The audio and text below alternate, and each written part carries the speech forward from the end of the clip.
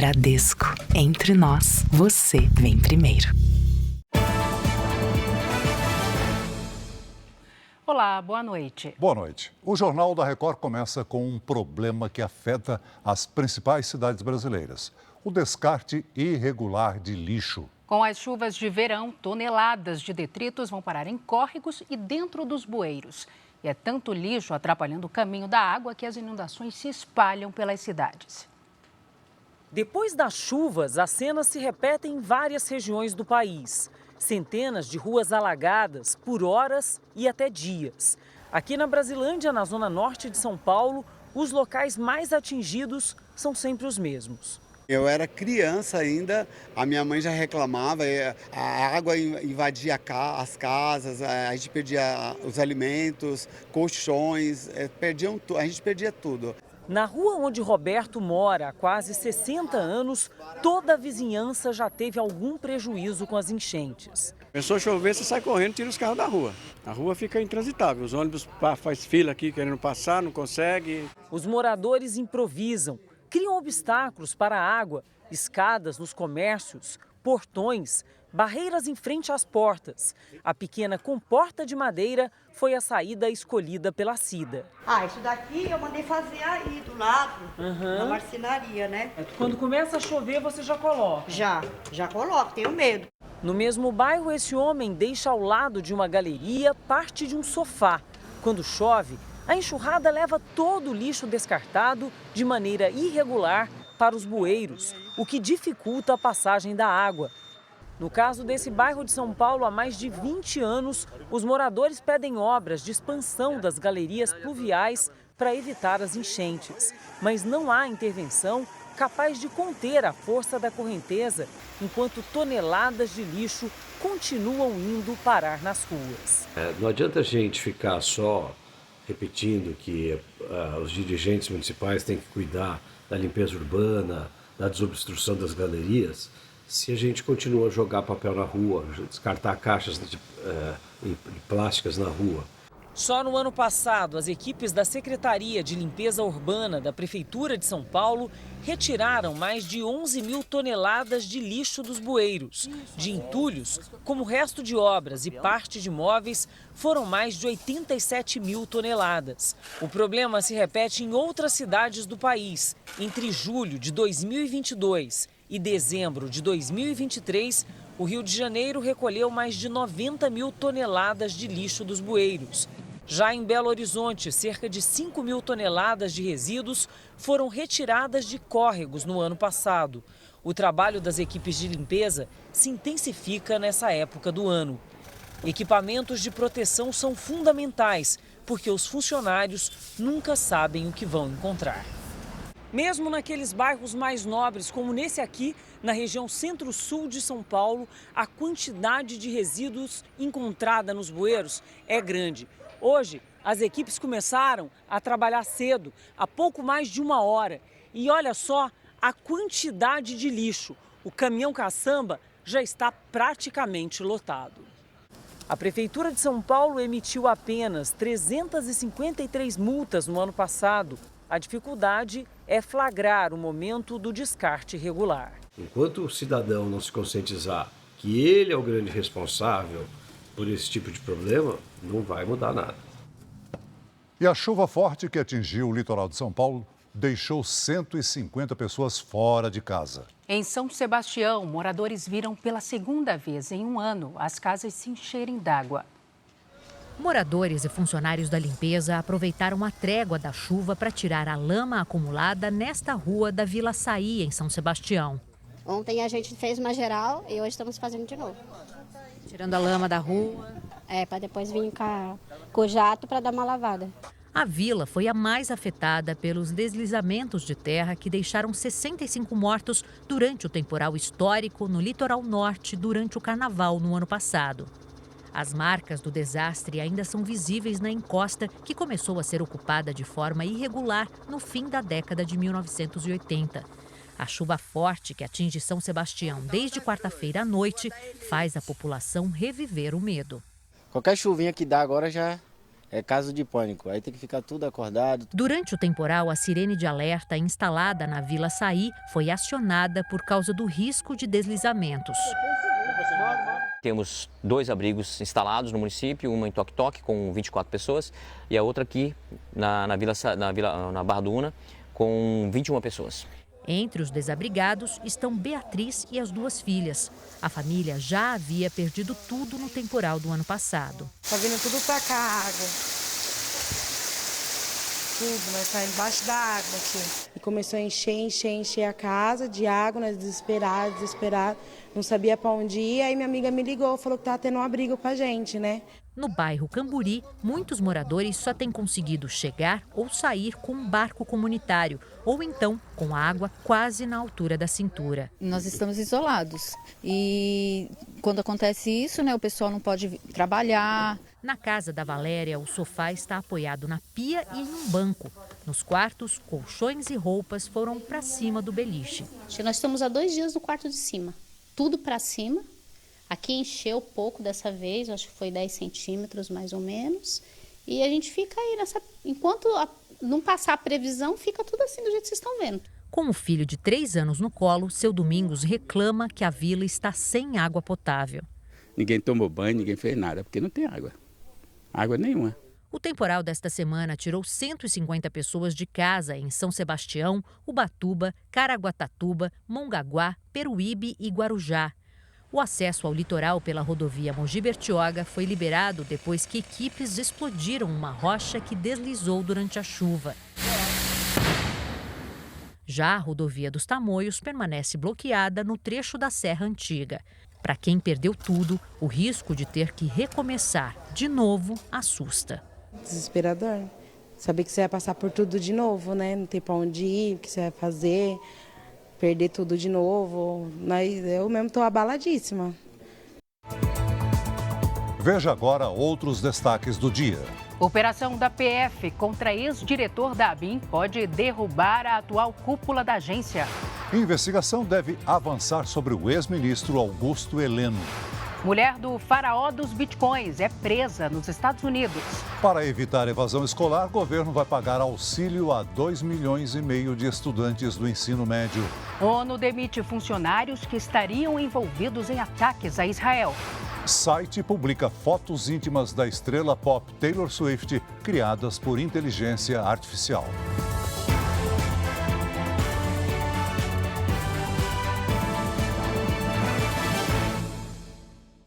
Oferecimento Bradesco. Crédito com até 90 dias para começar a pagar.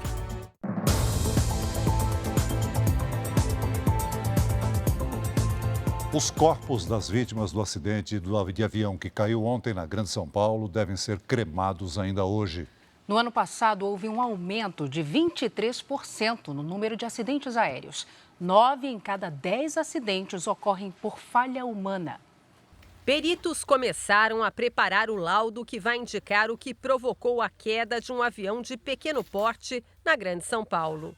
O acidente numa área de mata entre Ribeirão Pires e Rio Grande da Serra provocou 2 mortes. Os corpos foram liberados hoje pelo Instituto Médico Legal de Santo André. Este ano, já são ao menos 12 acidentes aéreos registrados no país, segundo a Força Aérea. A gente está falando de acidentes de aviões menores, de aviões agrícolas, de helicópteros, aviação desportiva, aviação geral, táxi aéreo. No ano passado, houve 122 acidentes aéreos no país. 17 deles provocaram as mortes de 51 pessoas.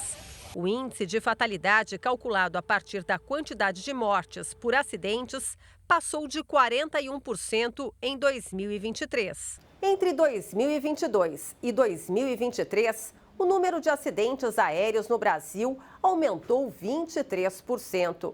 O índice de fatalidades também cresceu 9,5%. Na avaliação de quem atua no setor, 9 em cada 10 quedas de aeronaves são causadas por falhas humanas. Segundo este comandante, muitas vezes os erros são cometidos por distração, estresse ou por falta de preparo para operar o equipamento. A falta de treinamento, às vezes a experiência também conta muito, compõe aí esse quadro terrível de aumento de acidentes. O número de pilotos que perderam a habilitação no ano passado cresceu 557% em comparação com 2022.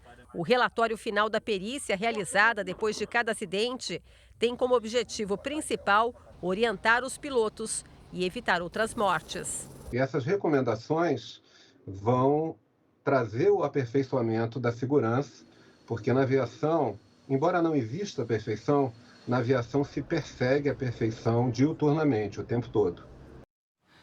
Foi presa nos Estados Unidos a venezuelana Mirelle Zerpa, esposa de Glaidson Acácio dos Santos, conhecido como o faraó dos bitcoins. Ela estava foragida havia 2 anos e meio e é suspeita de participar de um esquema de fraudes financeiras aqui no Brasil. Nas redes sociais, Mirelle Zerpa ostentava uma vida de luxo. No vídeo, ela faz pose na Times Square, um dos principais pontos turísticos de Nova York. A venezuelana já estava nos Estados Unidos quando a Operação Criptos foi deflagrada aqui no Brasil em 2021 e revelou um esquema de pirâmide financeira com criptomoedas. A mulher de Glaidson Acácio dos Santos, conhecido como faraó dos bitcoins, foi presa na cidade de Chicago em uma ação conjunta da Polícia Federal com autoridades americanas. Mirelles vivia ilegalmente nos Estados Unidos e contra ela havia um mandado de prisão expedido pela Justiça Federal do Rio de Janeiro. A Polícia Federal ainda não informou qual será o destino de Mirelle Zerpa, que segue presa em Chicago. Especialistas em direito internacional entendem que, por estar em situação irregular nos Estados Unidos, ela pode ser deportada para a Venezuela, onde nasceu. Mas como há um mandado de prisão em aberto no Brasil, o país pode pedir às autoridades americanas para que Mirelles responda pelos crimes aqui no Rio de Janeiro. A venezuelana é investigada por suspeita de crimes contra o sistema financeiro nacional, lavagem de dinheiro e por fazer parte de uma organização criminosa ao lado do marido. Glaidson, que está preso, ainda responde pelo homicídio de um concorrente.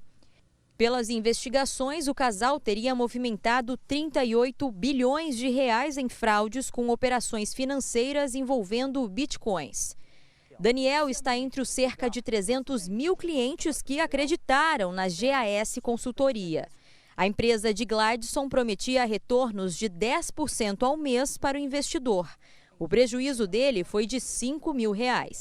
Nosso sentimento é de revolta e de tristeza. Não queremos mal de ninguém, apenas queremos o que é nosso por direito, o nosso capital de volta. Este advogado diz que promessas de rendimento acima do que é pago pelo mercado geralmente têm esquemas de pirâmide por trás. E aí aquele negócio, alguém chega e fala que paga direitinho, não, está pagando direitinho, e o boca a boca vai fazendo com que aquilo vá aumentando.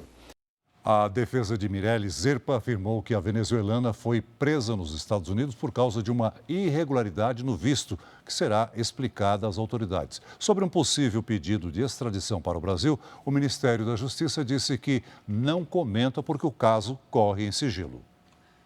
E um estudo aponta que criminosos devem passar a usar notícias falsas e conteúdo criado por inteligência artificial para enganar vítimas. Em Minas Gerais, as fraudes aumentaram 130% em 3 anos. Érica resolveu comprar um colchão pela internet porque estava sem tempo para ir à loja física.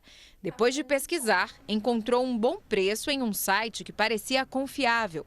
Na hora do pagamento, escolheu o Pix, motivada pelo desconto extra. O problema é que o produto nunca chegou. Eu não tinha desconfiado no início, porque eles tiveram até o trabalho de me enviar o comprovante por e-mail. E eu fiquei bem triste, né? Porque eu queria muito o colchão. e acabou que agora eu tô sem colchão, sem o dinheiro. Aqui em Minas Gerais, os crimes digitais dispararam. Enquanto em 2020 foram quase 19 mil ocorrências, 3 anos depois, o número mais que dobrou. Foram aproximadamente 43.500 casos registrados. Entre as fraudes mais comuns estão aquelas em que o criminoso se passa por outra pessoa ou finge fazer parte de uma empresa renomada para conquistar a confiança das vítimas. A recomendação é tomar cuidado ao baixar arquivos. Instalar programas que não se sabe a procedência pode acabar com o sequestro dos seus dados e informações sigilosas, como senhas bancárias. O chamado phishing, que é uma palavra em inglês para a pesca desses dados, também tenta atrair o clique de um usuário desavisado por meio de conteúdos falsos de grandes eventos, como os Jogos Olímpicos de Paris e as eleições americanas. Com a evolução da tecnologia e das ferramentas, eles vão ficando cada vez mais difíceis de serem identificados. A inteligência artificial também deve ser uma ferramenta usada pelos criminosos a partir de agora, com a falsificação da voz de algum conhecido para pedir dinheiro. A pessoa tentar comover a outra, né, de fazer algo, usando algum contexto emocional envolvido. A Justiça do Rio de Janeiro ouviu hoje testemunhas e os 2 réus acusados pela morte do ator Jeff Machado. Ele foi assassinado em janeiro do ano passado. A última audiência do processo foi a portas fechadas. Os acusados pela morte do ator Jeff Machado, Bruno de Souza Rodrigues e Geander da Silva Braga, prestaram depoimento. O corpo da vítima foi encontrado dentro de um baú concretado no quintal de uma casa na zona oeste do Rio de Janeiro. Os 2 acusados respondem por crimes como homicídio qualificado e ocultação de cadáver. O julgamento ainda não tem data marcada. A prévia da inflação de janeiro, divulgada hoje pelo IBGE, subiu 0,31%. É uma desaceleração em relação ao índice de dezembro, que ficou em 0,40%. Dos 9 grupos pesquisados, 7 registraram alta, com destaque para alimentos e bebidas, que subiram 1,53%. Em 12 meses, o IPCA 15 acumula alta de 4,47%. E o governo federal avalia mudanças na cúpula da Agência Brasileira de Inteligência, a ABIN. Nós vamos a Brasília falar com Luiz Fara Monteiro. Boa noite, Fara. Essa possível mudança tem a ver com a operação ontem da Polícia Federal? Exatamente isso, Celso. Boa noite para você, para a Salsi e a todos que acompanham o JR. Depois da operação que teve como alvo o ex-diretor da ABIN, o deputado Alexandre Ramagem, o governo pode mudar a atual direção. A investigação deve atingir também o ex-ministro do Gabinete de Segurança Institucional, general Augusto Heleno. A cúpula atual da Agência Brasileira de Inteligência pode ser demitida pelo presidente Lula. Segundo fontes ouvidas pelo Jornal da Record, há pressão de integrantes do Supremo Tribunal Federal e entre ministros do governo para que pelo menos o atual diretor da ABIN, Luiz Fernando Correia, e o número 2 da agência, Alessandro Moretti, sejam desligados. A permanência dos 2 teria ficado insustentável depois da operação de ontem contra o deputado federal Alexandre Ramagem, do PL do Rio de Janeiro, ex-diretor da ABIN, suspeito de liderar um grupo que praticou espionagem ilegal contra autoridades do Judiciário, Legislativo e Executivo. Na decisão do ministro Alexandre de Moraes, a Polícia Federal diz que a gravidade dos fatos é incrementada com possível conluio de parte dos investigados com a atual alta gestão da ABIN, cujo resultado causou prejuízo para a presente investigação, para os investigados e para a própria instituição. O atual número 2 da ABIN, Alessandro Moretti, teria afirmado em reunião com investigados que a apuração sobre o caso tinha ideologia política e seria passageira. Fontes ligadas ao caso na PF e no STF dizem que já existem elementos que comprovam que a atual cúpula da ABIN cometeu obstrução de justiça. Além de não repassar informações solicitadas pelos investigadores, os diretores da agência chegaram a enviar documentos errados à Polícia Federal.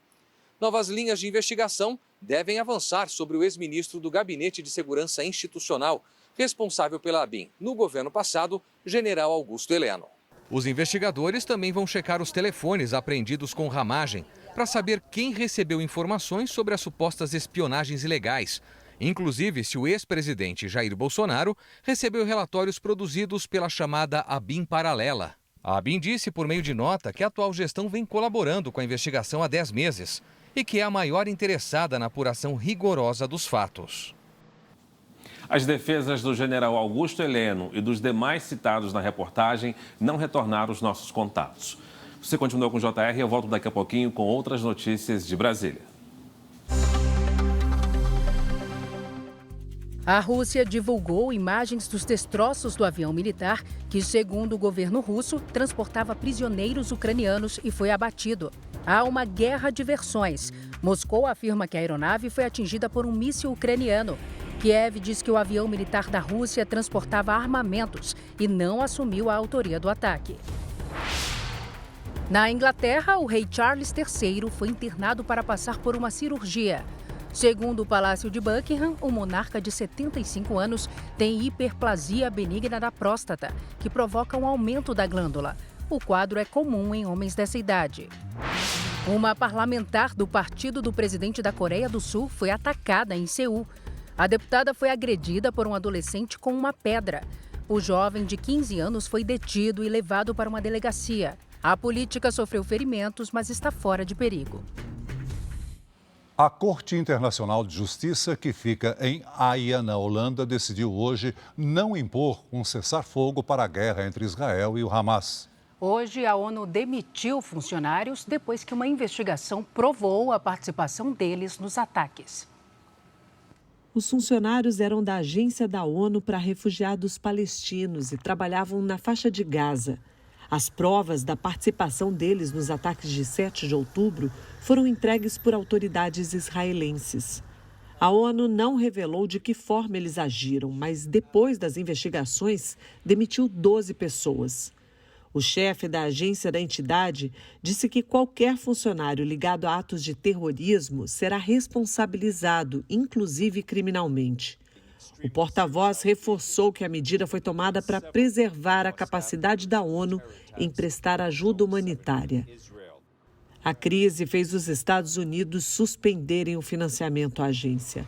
A União Europeia manteve os repasses, mas afirma estar extremamente preocupada. Na Holanda, do lado de fora da Corte Internacional, manifestantes pró-Israel fizeram uma manifestação com bandeiras e cartazes. 15 dos 17 juízes votaram para que Israel cumpra 6 medidas de emergência. Entre elas, a garantia de fornecimento de ajuda humanitária e a prevenção de atos de genocídio em Gaza. O primeiro-ministro israelense Benjamin Netanyahu elogiou a decisão da Corte Internacional de não ordenar cessar-fogo na guerra em Gaza, o que para o premier só reforça o direito de Israel de se defender do grupo terrorista. Mas sobre a acusação de genocídio, Netanyahu subiu o tom. Disse que a denúncia não é apenas falsa, é revoltante e que as pessoas decentes no mundo todo deveriam rejeitá-la. O primeiro-ministro ainda afirmou que as operações vão continuar até Israel conseguir a vitória. Aqui no Brasil, há 10 anos, São Paulo enfrentava a maior crise de abastecimento de água da história. Hoje o cenário é bem diferente. Este vai ser o mês de janeiro com o maior volume de armazenamento nos reservatórios desde 2013. A seca histórica que atingiu o estado 10 anos atrás mudou a rotina da população. Com os reservatórios vazios, foi preciso racionar. E o pouco de água que chegava era estocada em caixas d'água e em baldes. No auge da crise, o governo chegou a dar desconto para quem economizava, a multar quem exagerava no consumo. Na época, conversamos com uma dona de casa preocupada em economizar. Desliga o chuveiro, acabou a água, não tem água na caixa, hein? E olha a dona Maria aqui de novo. 10 anos depois, a situação melhorou. Mas mesmo assim, ela ainda mantém o antigo hábito. A gente tem que economizar. Eu ponho água na bacia para poder lavar e ensaboar a louça e depois eu tenho que deixar a torneira um pouco aberta para enxaguar, né? Eu tenho uma filha que às vezes ela quer lavar roupa 2, 3 vezes na semana. Eu falei, não, tem que juntar a roupa. A família toda continua unida nesta missão. A gente também não esbanja a água não, entendeu? Até hoje, porque a gente sabe que quanto mais gasta, mais se paga, né?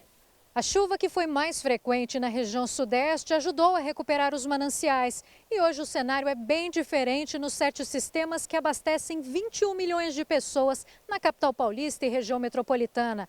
Agora, em janeiro, o volume de água armazenado é o maior desde 2013. Dados de hoje apontam que a quantidade média de água em todos os reservatórios supera os 70%. Situação bem diferente da mesma data de 2014. O sistema Cantareira, responsável por quase metade do abastecimento, tinha 23,3% da capacidade. Em 26 de janeiro de 2015, o cenário era bem pior. O Cantareira usava 24% do volume morto, que é a água captada abaixo da linha das bombas. De lá para cá, além da chuva, diversas obras e ações foram feitas para a melhoria e a manutenção dos serviços. Nós tivemos um sistema novo produtor, o Sistema São Lourenço, que naquele momento estavam se iniciando as obras e elas foram concluídas em 2018. São mais 5 mil litros de água por segundo que entraram no sistema Água Nova. O racionamento ficou para trás e a Dona Maria ainda valoriza cada gota d'água. É abrir e fechar, abrir e fechar toda hora. Porque não pode deixar a torneira aberta, não. Hora da previsão do tempo, porque a mesma chuva que eleva o nível dos reservatórios também causa transtornos. Lidiane Sayuri, boa noite para você. Como deve ser o último fim de semana de janeiro pelo país? Salsi, ainda teremos alertas, viu? Boa noite para você, boa noite, Celso, boa noite a todos que nos acompanham. Neste momento, as imagens de satélite mostram muitas nuvens carregadas pelo país. Entre o Nordeste e o Norte, um corredor de umidade é o responsável pela nebulosidade.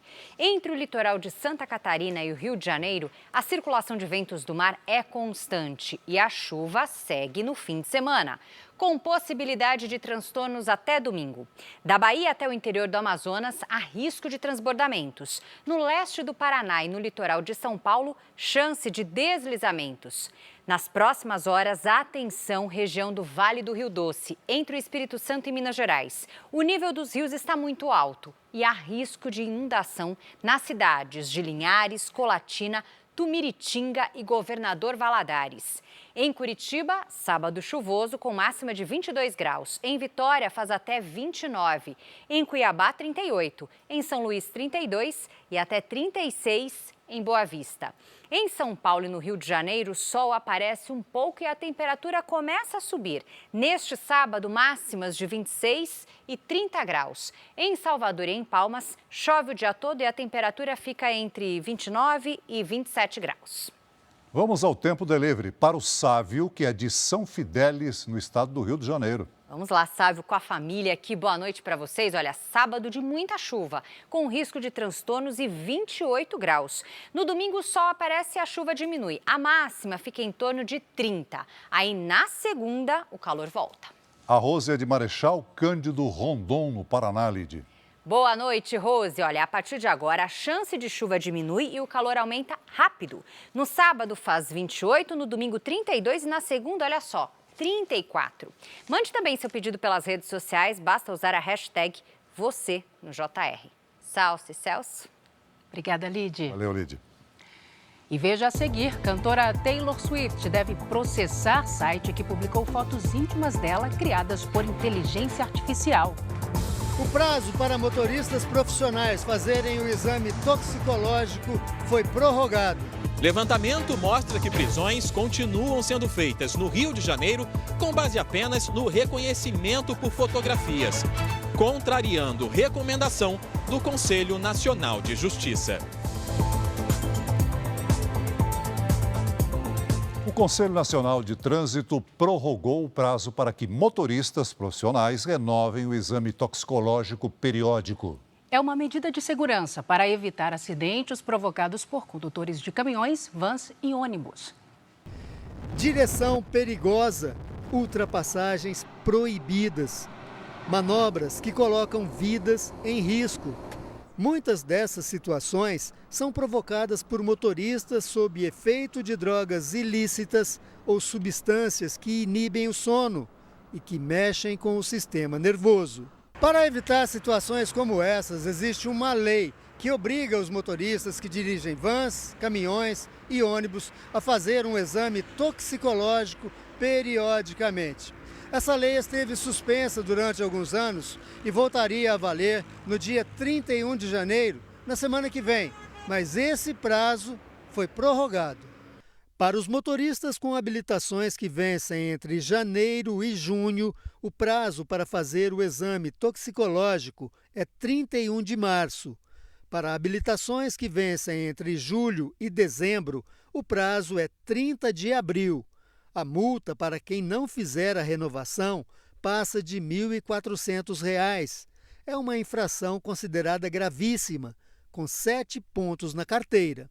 O exame toxicológico ele é obrigatório para a renovação e o exame dentro dos intervalos de 2 anos e meio para os motoristas habilitados nas categorias C, D e E. O exame deve ser feito em clínicas credenciadas. São colhidas amostras de cabelo, pele ou unhas. O Aldo é caminhoneiro há 33 anos e roda por todo o Brasil. Ele conta que não é raro encontrar motoristas dirigindo sob efeito de entorpecentes. Tem. O uso de droga é grande. E a maioria dessas garotadas jovens aí, que essas empresas botam eles para rodar aí nas BRs. Apesar de aliviado por ter ganhado mais tempo para fazer o exame toxicológico, Diego é a favor da obrigatoriedade da renovação. Eu só acho que deveria ser para todo mundo. Independente da sua categoria A, B, C, D ou E, motoboy, motorista de aplicativo, não só bebida alcoólica, mas fazem o uso de drogas, né? E tinha que ser geral para todo mundo, né? Pouco mais de um ano após o Conselho Nacional de Justiça estabelecer regras para prisões baseadas apenas em reconhecimento fotográfico, pouco mudou nas delegacias do Rio de Janeiro. Um levantamento aponta que mais de 80% dos casos de roubo sem flagrante foram concluídos apenas com o uso de fotos de suspeitos. Preso por um crime que não cometeu. Alberto Santana, de 42 anos, ficou 20 dias na cadeia após ser acusado de participar de um assalto. A vítima reconheceu o suposto criminoso pela foto de um documento encontrado no local do crime. Mas Alberto também era vítima. Foi na casa da minha mãe e da minha filha, que ela pegou o mandato, ela ligou para mim: Júnior, tem um mandato aqui de prisão para você. Eu falei: para mim? Sobre um roubo de 2019. Eu fui procurar saber, foi o dia que eu fui roubado. No fim de 2022, o Conselho Nacional de Justiça estabeleceu regras para evitar prisões equivocadas, baseadas somente em fotos. Mas um relatório da Defensoria Pública do Rio mostrou que pouco mudou desde então. Os defensores analisaram 109 investigações sobre roubos sem prisão em flagrante e descobriram que mais de 80% dos inquéritos foram concluídos baseados apenas em reconhecimento por fotos. Em apenas um dos casos, a identificação foi confirmada presencialmente, um mês depois do reconhecimento fotográfico. É interesse de todos, de toda a sociedade, inclusive da Defensoria Pública, que pessoas que sejam culpadas paguem pelos seus crimes na medida da sua culpabilidade, mas não as pessoas inocentes. A resolução, aprovada pelo CNJ, estabelece medidas como a entrevista prévia da vítima, que deve descrever o suspeito antes de visualizar uma foto, a apresentação de vários suspeitos ou fotografias padronizadas para o reconhecimento, o registro da resposta da vítima e a gravação de todo o procedimento. Em nota, a Polícia Civil informou que o reconhecimento por fotografia é aceito por lei, mas que não orienta o uso do método como única prova em inquéritos policiais ou pedidos de prisão. Alberto foi considerado inocente 1 ano depois da prisão, mas a injustiça deixou sequelas. Sempre quando passa, escuta uma sirene, fico com meio cabulado, não sei se eu posso voltar para lá. Com menos de 2 meses de governo, o presidente da Argentina decidiu demitir um ministro. Hoje, durante uma entrevista, Javier Milei voltou a dizer que o país está próximo de conseguir dolarizar a economia, ou seja, substituir a moeda local, o peso, pelo dólar. O presidente argentino começou o dia em Buenos Aires com um ato em homenagem às vítimas do Holocausto. Ele pediu a liberação imediata de todos os sequestrados pelo Hamas. Ontem houve a primeira baixa no governo. Guillermo Ferraro foi demitido do Ministério da Infraestrutura. O ministro teria vazado detalhes de uma reunião para a imprensa. A saída do ministro acontece em meio a um clima de tensão aqui na Argentina. Javier Milei tenta aprovar no Congresso a chamada Lei Ônibus, um conjunto de medidas para reformar a economia do país, cortar gastos públicos e abrir caminho para as privatizações. A votação deve acontecer na próxima semana. Em entrevista para uma jornalista colombiana, Milei disse que não está disposto a negociar com o Congresso os pontos da lei e que quem se opõe às mudanças mergulha ainda mais a Argentina na crise. Alguns manifestantes já se mostraram contrários à lei na última quarta-feira, quando aconteceu uma greve nacional. Os preços dos alimentos e também do transporte público subiram desde o início do ano. Para o governo, é o começo de um processo para equilibrar as contas do país. Temos que dar um voto de confiança ao candidato que elegemos, mas não sabemos até que ponto a população está disposta a esperar, diz este argentino. Para esse cientista político, o clima tenso deve continuar enquanto a lei ônibus não for votada. Quem elegeu Milei está disposto a dar créditos para as medidas dele, mas quem não votou está em pé de guerra, afirma Nicolás Lantos. Em pé de guerra, como se viu esta semana. Milei hoje também retomou, depois de muito tempo, o discurso de dolarizar a economia. Para ele, falta pouco para o país conseguir trocar o peso pelo dólar e acabar com a inflação. A cantora americana Taylor Swift deve processar um site de pornografia que publicou fotos íntimas dela criadas por inteligência artificial. As imagens falsas se espalharam pelas redes sociais que demoraram para identificar o crime e impedir o compartilhamento. Fãs ficaram revoltados e querem que as plataformas sejam punidas. A origem das imagens falsas com conteúdo explícito ainda não foi identificada. Criadas por inteligência artificial, as fotos logo se espalharam por redes sociais como o Instagram, o Facebook e o X, o antigo Twitter. Fãs da cantora exigem que as plataformas impeçam o compartilhamento das imagens que podem colocar em risco a reputação e constranger qualquer pessoa. As redes sociais não conseguem conter a disseminação das fotos. Para evitar punições e processos, as empresas começaram a retirar do ar as contas com o conteúdo ofensivo. Mas, a cada conta suspensa, outras surgem e compartilham as imagens. Um site pornográfico hospedou as fotos. Uma pessoa próxima a Taylor Swift afirmou que a cantora deve processar os responsáveis pela empresa. A americana ainda não se pronunciou oficialmente sobre o caso. No Brasil, distribuir conteúdo de nudez sem consentimento, mesmo que falso, é crime e pode dar até 5 anos de prisão.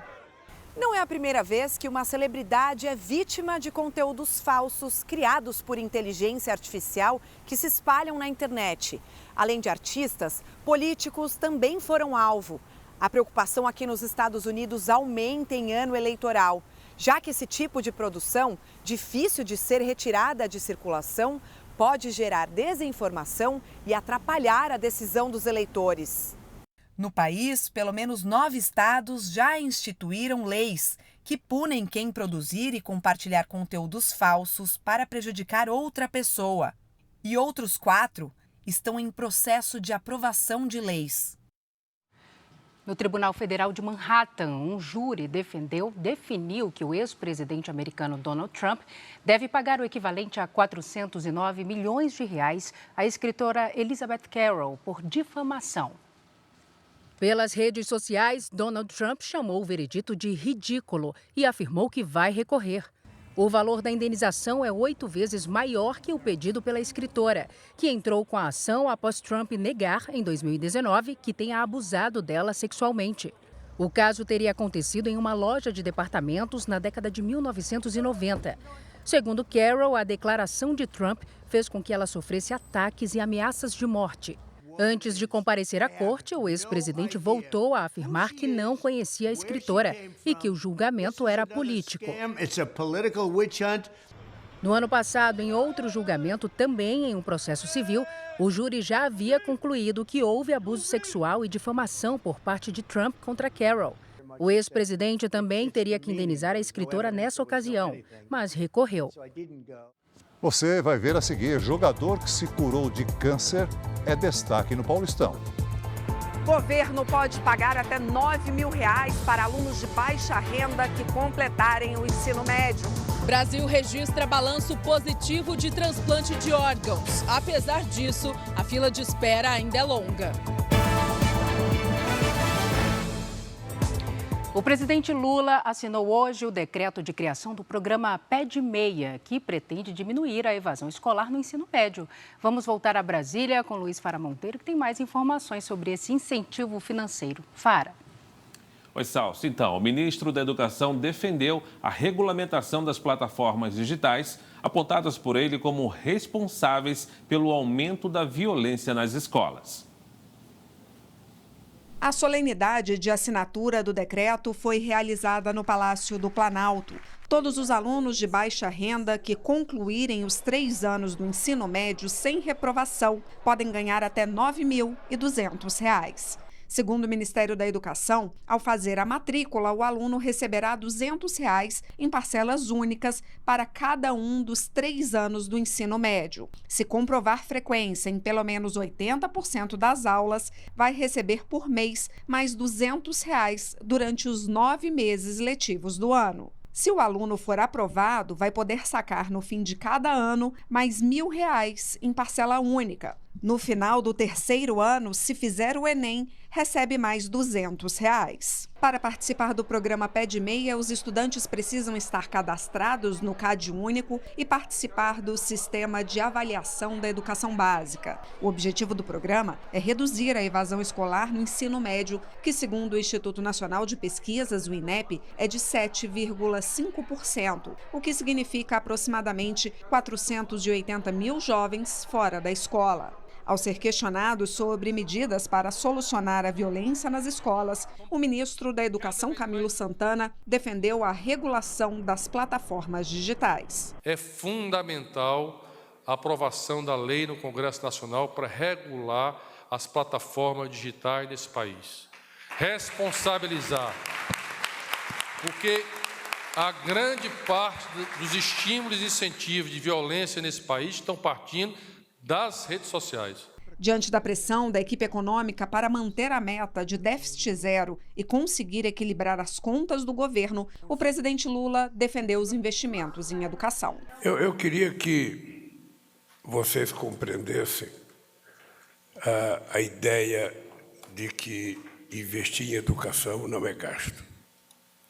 Ou seja, na verdade, o que nós estamos tentando fazer é evitar que esse dinheiro que a gente está colocando na educação seja, no futuro, colocado em prisões, seja colocado para recuperar um jovem que não teve oportunidade e caiu no crime organizado. Investir em educação e investir em cultura é a gente salvar uma cidade, um estado e um país. A equipe econômica também tenta equilibrar pratos. Diante de um cenário desfavorável, em que o governo corre o risco de ver mais um veto do presidente Lula ser derrubado, o corte de 5 bilhões e 600 milhões de reais nas emendas parlamentares, a ministra do Planejamento, Simone Tebet, disse que existe uma possibilidade do valor das emendas ser recomposto ao orçamento em fevereiro. Segundo Tebet, o governo vai voltar a fazer as contas e, se a arrecadação for maior do que esperada, o valor poderá retornar às emendas de comissão por meio de um projeto de lei. Mas o presidente da Câmara, Arthur Lira, já marcou reunião com os líderes para a próxima semana e não parece disposto a manter o veto presidencial. Eu fico por aqui. Para saber mais notícias de Brasília, você pode acessar o r7.com. Voltamos a São Paulo. Celso e Salsi. Obrigada, Fara, pelas informações. O desabamento de um casarão acendeu o alerta para um problema grave em Salvador: os imóveis em situação de abandono. A prefeitura catalogou 2.700 casarões antigos. 15% deles correm o risco de incêndio ou desmoronamento. O trabalho desses operários pode demorar dias. Eles estão retirando manualmente o que restou do casarão histórico, que desabou ontem. Foi muito rápido. Em segundos, quase tudo veio abaixo. O imóvel de 107 anos abrigava no passado um restaurante famoso na cidade e estava interditado por falta de manutenção. O casarão do século XIX é tombado pelo Instituto do Patrimônio Histórico e Artístico Nacional. Por isso, a demolição precisa ser minuciosa. Os operários retiram o que restou com as mãos, tentando manter o que for possível para o acervo. O fato dele ter desabado parcialmente não o isenta de promover a recuperação. Afinal de contas, esse trabalho que está sendo feito hoje busca preservar ainda algumas características e remanescentes desse imóvel. Em Salvador existem 2.700 casarões catalogados pela prefeitura, muitos construídos nos séculos 18 e 19. Segundo a Defesa Civil da capital baiana, 15% possuem alto risco de desabamento ou incêndio. É uma pena, na verdade, né? Um prédio dessa altura, com tantas histórias e, infelizmente, cair, né? Uma embarcação que saiu do Rio Grande do Sul com destino ao porto de Itajaí encalhou em Navegantes, Santa Catarina. Parte da tripulação nadou até a praia para pedir ajuda. O barco levava 15 toneladas de peixe. Com a ajuda de pescadores, a carga foi retirada da embarcação. Ainda em Santa Catarina, uma tromba d'água assustou os banhistas da Praia do Santinho, em Florianópolis. O fenômeno acontece quando colunas de ar giratórias sugam a água, formando um funil em alto mar. A tromba d'água pôde ser vista de longe. Um caminhão de uma companhia de energia bateu numa mureta e caiu dentro de um riacho em Porto Alegre, no Rio Grande do Sul. Os 2 funcionários que estavam no veículo foram resgatados com pequenos ferimentos. E agora o Paulistão 2024. No domingo, a Record transmite Palmeiras e Santos às 6 da tarde, com exclusividade na TV aberta. Já o São Paulo enfrenta a Portuguesa amanhã no Morumbis. Hoje o São Paulo apresentou 2 jogadores, o volante paraguaio Bobadilha, que estava no Cerro Porteño, e o atacante Ferreira, que veio do Grêmio e já jogou contra Santo André e Mirassol. O importante é ganhar, começar o ano bem com o título, mas vamos pensar primeiro na Portuguesa. No Corinthians, a estreia do lateral esquerdo equatoriano Diego Palacios deve ser a novidade contra o São Bernardo amanhã. Com a vitória por 3-1 sobre a Ponte Preta, o Santos tem a melhor campanha do Paulistão e chega embalado para o clássico de domingo. Por isso, deve repetir o time titular contra o Palmeiras. Eu acho que é importante ter uma sequência, é importante trabalhar, é importante todos entenderem. Já no Palmeiras, um desfalque de última hora. Recém-chegado ao clube, o atacante Bruno Rodrigues sofreu uma lesão no joelho e passará por uma cirurgia. O Palmeiras não divulgou o tempo de recuperação de Bruno Rodrigues, mas a estimativa é que o jogador fique longe dos gramados entre 4 e 5 meses. Além dos golaços e das belas jogadas, o grande destaque da segunda rodada do Paulistão foi a história de superação de Jean-Pierre. Lágrimas de gratidão. Após 14 meses longe dos gramados, Jean-Pierre deu passe para o gol da vitória do ituano contra o Corinthians. Acho que hoje marca algo muito grande na minha vida, né? Que é o meu recomeço. O jogador de 25 anos enfrentou um câncer, a depressão e muitas incertezas. O gaúcho Jean-Pierre despontou como promessa de craque. Chegou à seleção brasileira sub-17 e jogou no Grêmio por 5 anos. No começo de 2022, o Grêmio emprestou Jean-Pierre para um clube da Turquia. Após exames médicos, o jogador foi diagnosticado com câncer nos testículos.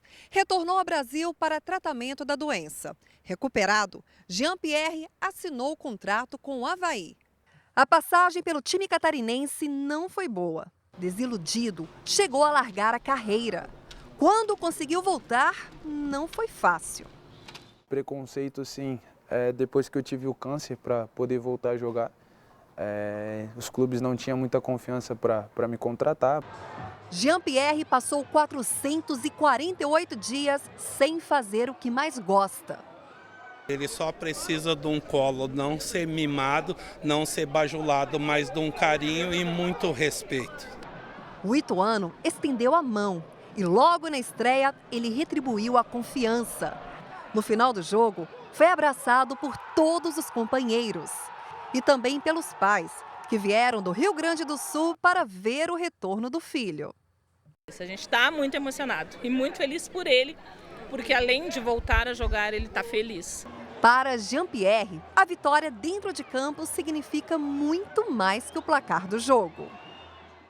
A volta de um sonho, né, representa, acho que também a minha felicidade. Mais de 9.000 transplantes foram realizados no Brasil no ano passado. É o melhor resultado dos últimos 4 anos. A caminhada ainda é lenta. No trabalho, o esforço é mínimo. É que faz só 2 meses que o seu Adailton recebeu um novo rim. Se eu não tivesse transplantado, eu não estaria aqui hoje. Já tinha ido embora há muito tempo. O que eu vivia antes do que eu estou vivendo hoje é maravilha para mim, entendeu? É a segunda vez que ele é transplantado. Há quase 3 anos, ganhou também um novo coração. Quem puder doar é um gesto carinhoso, né? É uma vida que está salvando, né? O Brasil é o segundo país que mais realiza transplantes no mundo, atrás apenas dos Estados Unidos. Segundo o Ministério da Saúde, no ano passado, mais de 9.100 procedimentos foram realizados aqui no país. Quase 12% a mais do que no ano anterior. O rim foi o órgão mais transplantado, seguido de fígado e coração. Apesar do balanço positivo, a fila de espera no Brasil ainda é longa. Como não há um cadastro para doadores de órgãos e tecidos, a doação só é feita a partir da autorização da família. Por isso é importante que cada pessoa manifeste em vida esse desejo para mudar essa realidade. Quando acontece uma fatalidade de um óbito, eu costumo dizer que passa a ser menos difícil a tomada de decisão dessa família, uma vez que aquela pessoa já se manifestou como favorável à doação de órgãos. Então, se nós aumentarmos a aceitação familiar para a doação de órgãos, consequentemente, nós aumentaríamos muito o número de transplantes no país. Faz 17 anos que o coração que bate no peito do Renato veio de alguém que tomou a decisão de ajudar o próximo. O transplante realizado quando ele tinha 15 anos foi decisivo. Eu voltei a estudar, eu fiz uma faculdade, eu constituí uma família, enfim, eu passei a ter uma vida absolutamente normal desde que eu fui transplantado. Essa edição termina aqui e à 00:30 tem mais Jornal da Record. Fique agora com as emoções de Jezabel e logo após o episódio inédito de Quando Chama o Coração, você confere a edição especial da novela Pecado Mortal. Está imperdível. Boa noite para você. Boa noite.